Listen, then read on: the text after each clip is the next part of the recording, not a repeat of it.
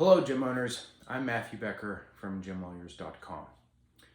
Now, in this video, we're going to give advice to you, the gym owners, that we would regularly give to your members, and that is read your contracts.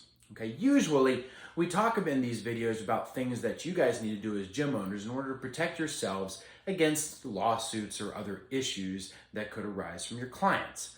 But in this video, given a recent situation that we had come up, we want to provide you guys advice to protect yourselves in cross-party agreements, let's say with partners or investors or other people who also own your business. So this video is primarily for those of you who have partners, whether it be one partner or multiple partners. Here's the situation that we ran into recently.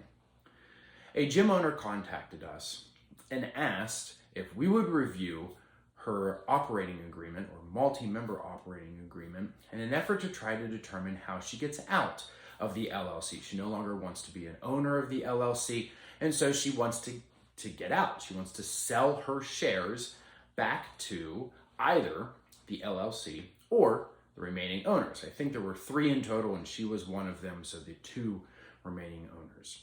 So what do? We pull out the written contracts. Thankfully, rule number 1, she had the written contract. She had the operating agreement. Something, again, we talk to a lot of new gym owners about, and even experienced gym owners, as to whether or not you have that legal document, the operating agreement, that explains the background, the structure of the LLC or the corporation, and how these things happen when you want to add or remove or buy out a member.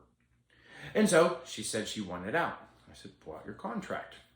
And we started looking through the contract, and we got to the section in the contract, or the operating agreement, where it talked about how somebody leaves.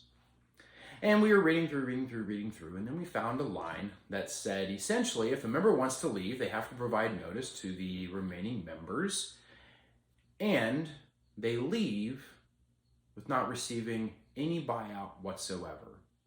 Their compensation for their shares in leaving the LLC is 0. Now, needless to say, this was a shock to this client. She had no idea that when she signed this operating agreement, she agreed that her shares were essentially worth 0, despite all of the money that she had put into the LLC to help get it started. And this is the valuable lesson. Read your contracts. It doesn't matter if you're signing up, let's say, with your membership, your client membership software like Wodify or PushPress, okay?